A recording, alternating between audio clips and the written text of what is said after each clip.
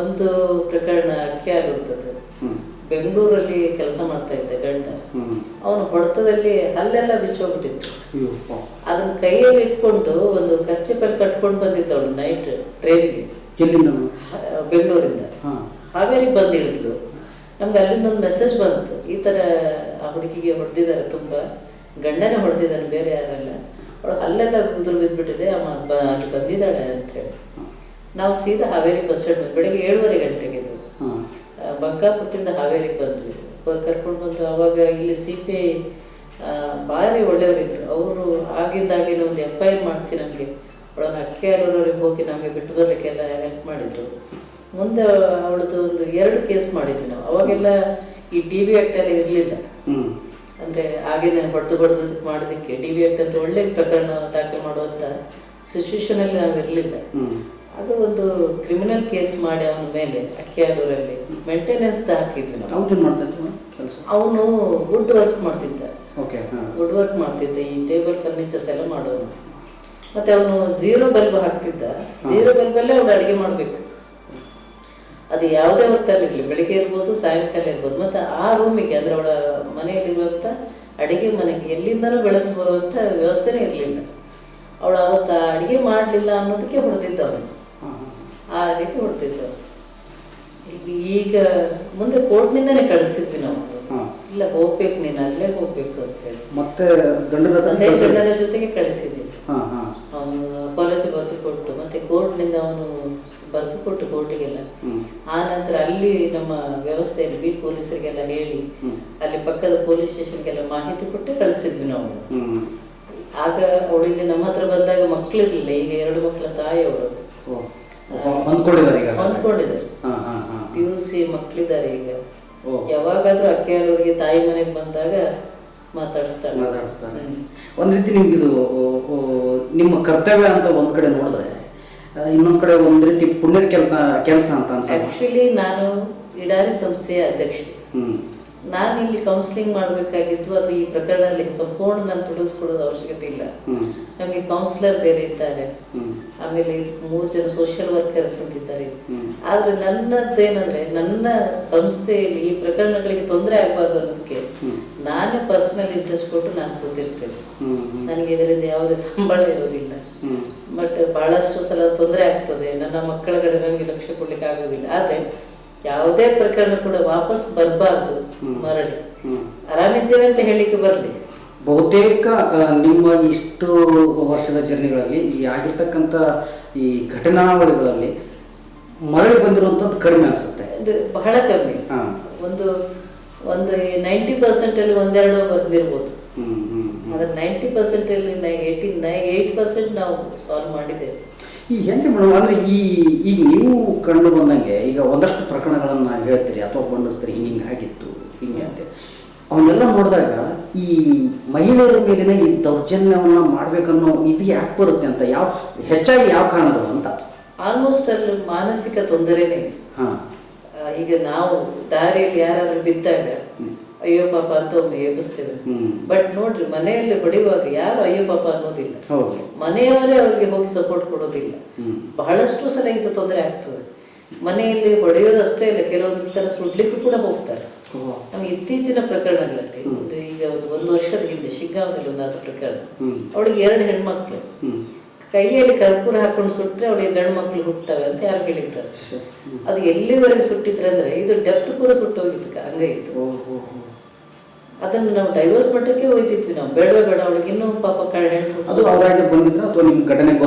ನಾನು ಒಂದು ಕಾರ್ಯಕ್ರಮಕ್ಕೆ ಹೋಗಿದ್ದೆ, ಅಲ್ಲಿ ಒಂದು ಪಕ್ಕದ ಮಗು ನಾಮಕರಣ ಮಾಡುವಂತ ಒಂದು ಕಾರ್ಯಕ್ರಮಕ್ಕೆ ಹೋಗಿದ್ದೆ. ಆಮೇಲೆ ಪೇಪರ್ ಸುಟ್ಟು ಬಂದಿದ್ದು ಕೈಗೆ, ಯಾರಿಗೂ ಹೇಳಿರ್ಲಿಲ್ಲ. ಅದನ್ನ ಬಿಚ್ಚಿಸ್ ನೋಡಿದ್ರೆ ಅದು ಬಹಳ ಆಳವಾಗಿ ಇತ್ತು. ಮತ್ತೆ ಅದು ಕರ್ಪೂರ ಸುಟ್ಟಿತ್ತು. ಯಾಕೆ ಹಿಂಗಾಗಿದೆ ಅಂತ ಕೇಳಿದ ಕತೆ ಹೇಳಿದ್ದೆಲ್ಲ. ಅವತ್ತೇ ಅವಳನ್ನು ತಗೊಂಬಂದು ಹಾವೇರಿಯಲ್ಲಿ ಇಟ್ಟು ಶಿಗ್ಗಾಂವದಲ್ಲಿ ಕೇಸ್ ಫೈಲ್ ಮಾಡಿಸಿದ್ದೆ ಅವಳ ಬಗ್ಗೆ. ಈಗ ನಿಮಗೆ ಈ ಥರದ್ದು ಘಟನೆಗಳು ಅವರಾಗಿ ಯಾರಿಗೂ ಈಗ ನಿಮ್ಮನ್ನು ಸಂಪರ್ಕ ಮಾಡೋಕ್ಕಂತ ಗೊತ್ತಿಲ್ಲ ಅಂತಂದಾಗ ನೀವು ಸುಮಾರು ನಿಮ್ಮ ವೈಯಕ್ತಿಕವಾಗಿ ನೀವು ಅದನ್ನ ಕೇಸ್ ಆಗಿ ಮಾಡ್ಕೊಳ್ಳೋಕೆ ಇದು ಇರುತ್ತೆ. ಹೋಗ್ತೇವೆ. ಆ ಥರದ್ದು ಯಾವ ಘಟನೆ ಒಳಗೂ ಈ ಥರದ್ದು ಬಹಳಷ್ಟು ನನಗೆ ಶಿವಮೊಗ್ಗದಿಂದ ಫೋನ್ ಬರ್ತದೆ, ಬೆಳಗಾವಿಯಿಂದ ಫೋನ್ ಬರ್ತದೆ, ಅಥವಾ ಒಂದು ಶಿರ್ಷಿಯಿಂದ ಒಂದು ಫೋನ್ ಬರ್ತದೆ. ಹೀಗೆ ನಮಗೆ ಎಷ್ಟು ಸಾಧ್ಯ ಆಗ್ತದೆ ಕೂತ್ಕೊಂಡು ಅವರಿಗೆ ಏನೋ ಪರಿಹಾರ ಮಾಡ್ಬೇಕು ಅದನ್ನೆಲ್ಲ ಹೇಳ್ತೇನೆ. ಒಟ್ಟಾರೆ ಯಾವುದೇ ಮಹಿಳೆ ಕೂಡ ಹೊರಗೆ ಒಬ್ಬಳೇ ನಿಲ್ಬಾರ್ದು. ನನ್ನ ಸಂಕಲ್ಪ ಇಷ್ಟೇ ಇವತ್ತಿನವರೆಗೂ. ಯಾವುದೇ ಒಬ್ಬ ಮಹಿಳೆ, ಅವಳು ಶ್ರೀಮಂತಳಿರ್ಬೋದು ಬಡವಳೆ ಇರ್ಬೋದು, ಬೀದಿಯಲ್ಲಿ ಮಾತ್ರ ನಿಲ್ಬಾರ್ದು. ಅವಳು ಒಂಟಿಯಾಗಿ ಎಂದೂ ನಿಲ್ಬಾರ್ದು. ಅದರಲ್ಲಿ ಕುಟುಂಬ ಸಮೇತವಾಗಿದ್ರೆ ಅದು ಬೇರೆ ಕತೆ. ಒಬ್ಬಳೇ ಅಂತೂ ಬೀದಿಯಲ್ಲಿ ನಿಲ್ಬಾರ್ದು. ಸೇಫ್ ಅಲ್ಲ ಅಂತೀರಿ? ಸೇಫ್ ಅಲ್ಲ. ಎಲ್ಲಿ ಸೇಫ್ ರೀ? ನಾವು ಎಲ್ಲಾ ರೀತಿಯಿಂದ ಹೆಣ್ಮಕ್ಳನ್ನ ನೋಡಿದ್ರು ಕೂಡ ಈಗ ಹೆಣ್ಮಕ್ಳು ಕೆಲವೊಂದ್ಸಲ ಹುಚ್ಚರಾಗೆ ತಿರ್ಗಾಡ್ತಾರೆ. ಮನೆಯ ಒಬ್ಬ ಗಂಡನೇ ಕಳಿಸಿದ್ದು ಇದೆ, ಅಕ್ಕನೇ ಕಳಿಸಿದ್ದು ಇದೆ. ಈಗ ಹಾವೇರಿಯಲ್ಲಿ ಸ್ವಲ್ಪ ಸ್ವಚ್ಛವಾಗಿದೆ. ಯಾರು ಅಷ್ಟೊಂದು MR ಮಹಿಳೆ ನೋಡ್ತಾ ಇಲ್ಲ. MR ಅಂದ್ರೆ ಮಾನಸಿಕವಾಗಿ ತೊಂದರೆಗೊಳಗಾದ ಮಹಿಳೆ ನೋಡ್ತಾ ಇಲ್ಲ. ಯಾಕಂದ್ರೆ ಅಷ್ಟು ನಮ್ಮಲ್ಲಿ ಟ್ರೀಟ್ಮೆಂಟ್ಗಳೆಲ್ಲ ಕೊಡಿಸಿ ಸರಿ ಮಾಡಿದ್ದೀವಿ ನಾವು. ಮುಂಚೆ ಎಲ್ಲ ಎಷ್ಟೊಂದು ಮಹಿಳೆಯರಿದ್ರು, ಯಾರು ಕೂಡ ಲಕ್ಷ್ಯ ಕೊಡ್ತಿರ್ಲಿಲ್ಲ. ಈಗ ಓಕೆ, ಈಗ ಕೆಲವೊಂದು ಘಟನೆಗಳನ್ನ ನೀವೇ ನಿಮ್ಮ ಗಮನಕ್ಕೆ ಬಂದಾಗ ಅದ್ರ ಬಗ್ಗೆ ಎಚ್ಚರಿಕೆ ತಗೋತೀರಿ, ಅಥವಾ ನಿಮ್ಮ ಇಲ್ಲಿವರೆಗೂ ಅವ್ರು ಹುಡ್ಕೊ ಬಂದು ಈ ಥರ ಆಗಿದೆ ಅಂತ ಸಂಕಷ್ಟಗಳನ್ನು ಹೇಳ್ಕೊಂಡಾಗ ಅದ್ರ ಬಗ್ಗೆನೂ ಆ್ಯಕ್ಷನ್ ತಗೋಕೆ ಮಾಡಿ ನಿಮ್ಮನ್ನು ಸಂಪರ್ಕ ಮಾಡಬೇಕು. ಎಷ್ಟೋ ಜನಕ್ಕೆ ಗೊತ್ತೇ ಇಲ್ಲ ಅನ್ಕೊಳ್ಳೋಣ.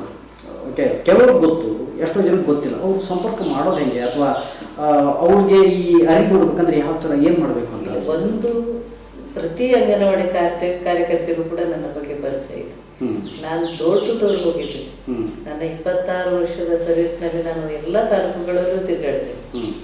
ಅದು ಹಾನಗಲ್, ಹಾವೇರಿ, ರಾಣೆಬೆನ್ನೂರು ಎಲ್ಲ ತಾಲೂಕಲ್ಲೂ ಅಡ್ಡಾಡಿದೆ. ಅಂತೂ ಮಿಕ್ಕಿ ನನ್ನ ಬಗ್ಗೆ ಯಾರಿಗೂ ಗೊತ್ತಿಲ್ಲ ಅಂದರೆ ಒಬ್ಬ ಅಂಗನವಾಡಿ ಕಾರ್ಯಕರ್ತರು ಕೇಳಲಿ, CDPOs ಕೇಳಲಿ, ಯಾರು ಬೇಡ ಅಂದ್ರೆ ಅವರವರ ಸಂಘಟನೆಯಲ್ಲಿ ಯಾರಾದ್ರೂ ಇದ್ರೆ, ಈಗ ಫಾರ್ ಎಕ್ಸಾಂಪಲ್ ಲಮಾಣಿ ಸಂಘಟನೆಗಳಿದೆ, ಬಂಜಾರ ಸಂಘಟನೆ, ಸಮುದಾಯದಲ್ಲೂ ಮಾತಾಡಿಸ್ತೇನೆ. ಅಂದ್ರೆ ನಿಮ್ಮ ಇದರಿಂದ ಎಲ್ಲರಿಗೂ ಆ ತರದ್ದು ಟಚ್ ಇರುತ್ತೆ. ಒಂದು ನಾವಿಲ್ಲಿ ಯಾವುದೇ ಒಂದು ಪ್ರಕರಣ ಬಂದಾಗ ಆ ಕಮ್ಯುನಿಟಿಯನ್ನು ಹೆಚ್ಚು ನಾವು ಭಾಗವಹಿಸ್ಲಿಕ್ಕೆ ಬಿಡ್ತೇವೆ ಇಲ್ಲಿ. ಯಾಕಂದ್ರೆ ಸಮುದಾಯದವರು ಮೊದಲು ಎಚ್ಚರ ಇರ್ಬೇಕು. ನಮ್ಮ ಸಮುದಾಯದ ಒಬ್ಬ ಮಹಿಳೆಗೆ ತೊಂದರೆ ಬಂದಿದೆ, ಅದು ಮುಸ್ಲಿಂ ಸಮುದಾಯದವರಿಗೆ ಜಮಾತಿ ಅಂತೇವೆ ನಾವು. ಕುರುಬ ಸಮುದಾಯ ಇರ್ಬೋದು, ಅಥವಾ ಬಂಜಾರ ಸಮುದಾಯ ಇರ್ಬೋದು, ಅಥವಾ SC ST ಇರ್ಬೋದು. ನೀವು ಬಂದಿತ್ತು ನಾವು ಕರೆಸ್ತೇವೆ. ಅವರು ಎಲ್ಲ ಸಮುದಾಯದವ್ರನ್ನ ಕರೆಸ್ಕೊಂಡೇ ನಾನು ಕೌನ್ಸಿಲಿಂಗ್ ಮಾಡ್ತೇನೆ. ಈಗ ನಿಯರ್ ಬೈ ನಮ್ಗೆ ಆರ್ಮಿದು ಒಂದು ಪ್ರಾಬ್ಲಮ್ ಬಂದಿತ್ತು. ಆರ್ಮಿ ಸಂಘಟನೆಯವ್ರನ್ನೆಲ್ಲ ಕರೆಸಿ ನಾನು ಕೌನ್ಸಿಲಿಂಗ್ ಮಾಡಿಸಿದ್ದೆ. ಅಂದ್ರೆ ಅದ್ರಲ್ಲಿ ನಾವು 2 ಮೆಸೇಜ್ ಕೊಡ್ತೇವೆ ಹೊರಗೆ. ಯಾವುದೇ ವಿಷಯಕ್ಕೆ ಅವರವರ ಸಂಘಟನೆಗಳಿದೆ, ಅದರ ಪರಿಚಯ ಇರಬೇಕು ಮೊದಲವ್ರಿಗೆ. ಅದು ಜಾತೀಯತೆ ಇರ್ಬೋದು, ವರ್ಕರ್ಸೇ ಇರ್ಬೋದು, ಯಾವ್ದಾದ್ರು ಇದೆ. ಈ ಬಡಿಗೆರೆ ಅವರು ಕುಶಲಕರ್ಮಿಗಳಿಗೆ ಅವ್ರದ್ದೊಂದು ಸಂಘಟನೆ ಇದೆ. ಆ ಸಂಘಟನೆಯವ್ರು ನಾವು ಕರೆಸ್ತೇವೆ. ಮುತುವರ್ಜಿ ಹೆಚ್ಚು ವಹಿಸ್ತಾರೆ.